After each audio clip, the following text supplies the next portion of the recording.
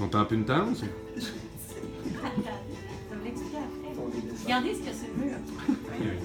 Oui, Il y a un gars. code QR. Code QR. C'est pas juste eux autres qui ont la neige en avant d'eux autres, les autres l'avaient pas.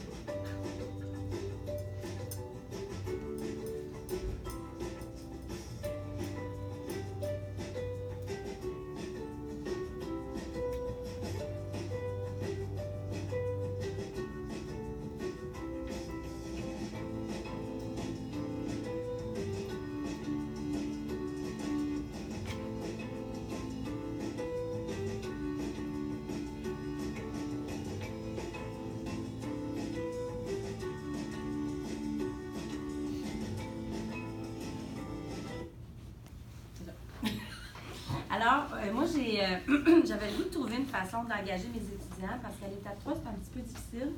Puis c'est un sentiment partagé avec l'ensemble des profs aussi au niveau du manque d'engagement. Puis, tu sais, souvent, on préparait plein de belles activités, puis on sentait qu'ils ne participaient pas. Donc, j'ai décidé d'essayer l'école QR. Donc, pour mon cours de troubles neurodéveloppementaux, c'est un cours qui est assez lourd avec beaucoup d'informations. Puis je voulais rendre ça un petit peu plus interactif pour eux, en tout cas. Fait que là, ce que j'ai fait, c'est que j'ai trouvé des vidéos que je trouvais vraiment intéressantes par rapport à chacun des troubles neurodéveloppementaux qu'on a vus. Et les codes QR, j'avais transformé les vidéos en codes QR. Fait que là, les vidéos étaient étalées un petit peu partout sur les murs. J'avais comme séparé 2 groupes. Puis il y avait des feuilles comme ça un petit peu partout. Puis je leur ai toutes donné un questionnaire. Donc c'était vraiment toute l'information que je voulais qu'ils fassent ressortir des vidéos. T'sais, au lieu de leur expliquer les causes, les origines, tout ça, ils allaient chercher l'information par eux-mêmes. Donc, le défi que j'ai vécu, surtout avec ma clientèle ethnoculturelle, c'est la notion de comment on installe le lecteur de code QR. Avec Apple, ça se fait automatiquement. Quand tu passes la caméra dessus, le vidéo ouvrait tout de suite. Mais pour ceux qui avaient Google Play ou qui avaient un Samsung ou un Android, c'était pas automatique, donc je les ai aidés à télécharger l'application gratuite pour les scanner. Mais ça a été super intéressant, puis je les ai vraiment sentis engagés parce que là, il y avait quelque chose de concret à faire, c'était pas juste écouter ou participer à des discussions de groupe. Puis une fois qu'on a fini tout ça, j'ai fait un retour, j'ai fait comme une communauté d'apprentissage avec eux, avec des questions ciblées comme ça a été quoi votre plus grand apprentissage là-dedans? Qu'est-ce qui vous a surpris dans l'information que vous avez entendue? Fait que ça m'a permis aussi d'aller défaire des mythes que des gens avaient par rapport au TDAH, par rapport à l'autisme. Donc, ça a été vraiment une formule super gagnante. Puis, ce que j'ai décidé de faire, parce que ça ne valait pas de points, ça n'a pas été un cours facile, l'inclusion pour eux, parce que, tu sais, à cause du manque d'engagement, beaucoup d'étudiants qui sont restés seuls. Donc, j'ai décidé de compiler ça. Il y avait 51 éléments de réponse. J'ai compilé ça sur 10, puis je leur ai donné des points bonus à ceux qui l'ont fait. Mais je vous dirais que dans la moyenne, c'est pas grand monde qui ont eu 50 sur 50 parce que 50% des étudiants ils sont arrivés à 10h moins quart alors que le cours commence à 9h. Fait qu'ils ont manqué ça. Mais en tout cas, ça pour dire que j'ai trouvé ça super. Puis au niveau de transférer les codes, c'est super facile. Tu vas sur un site web qui s'appelle QR Code Generator.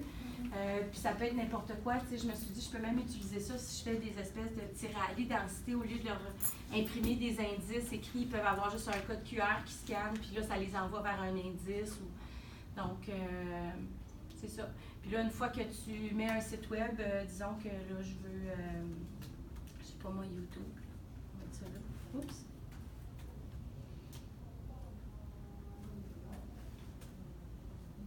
Là, ben, ça te génère un code QR. Fait que là, je l'enregistrais, puis après ça, ben, je pouvais juste le mettre dans C'est une photo ou... Pardon? Quand tu l'enregistres, ça s'enregistre en photo? Ça s'enregistre, non. Ça s'enregistre en document Google. OK. Donc là, ce que je faisais, c'est que je faisais une capture d'écran. Puis je le mettais dedans. Mais c'est sûr qu'il y a peut-être d'autres façons plus faciles que moi, je n'ai pas configuré. Tu peux mettre un PDF, il y a plein d'options. Mais il y a plein d'options. Tu peux mettre un PowerPoint. C'est ça. Moi, ce que j'ai fait, c'est illimité, la quantité. Illimité. C'est gratuit? C'est gratuit.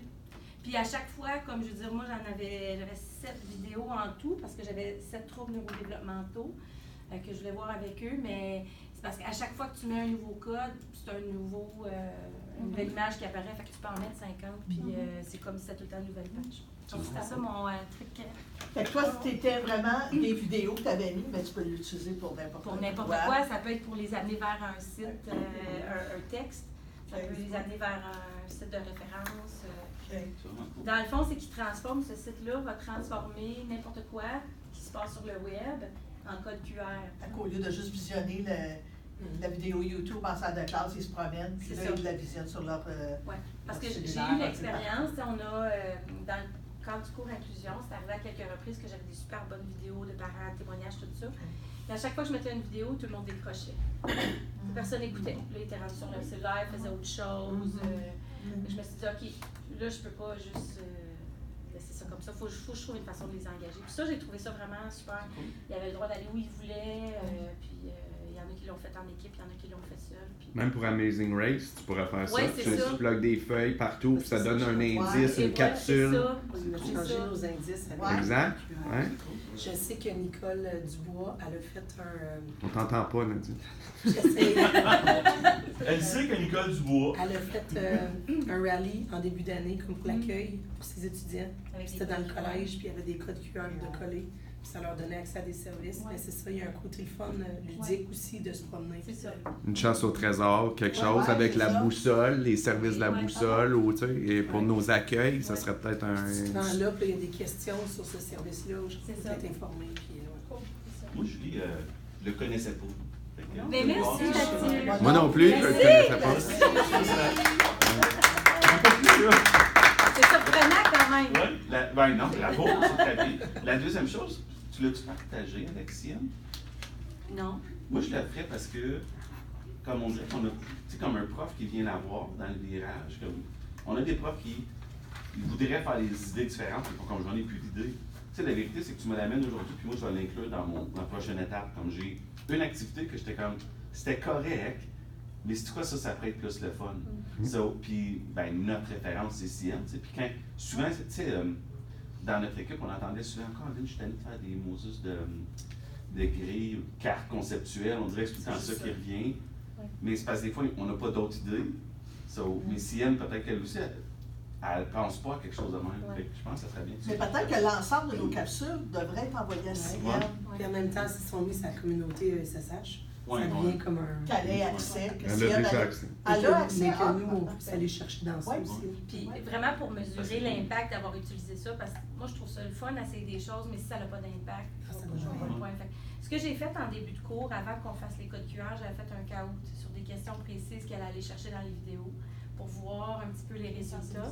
Puis, oui, pré-poste. Puis à la fin du cours, j'ai refait le caout, puis tu as vu que la majorité des gens avaient les bonnes réponses. Ah, nice. Il y avait vraiment intégré les apprentissages parce que là, il y avait une raison. C'était pas juste j'écoute ça puis je fais rien avec.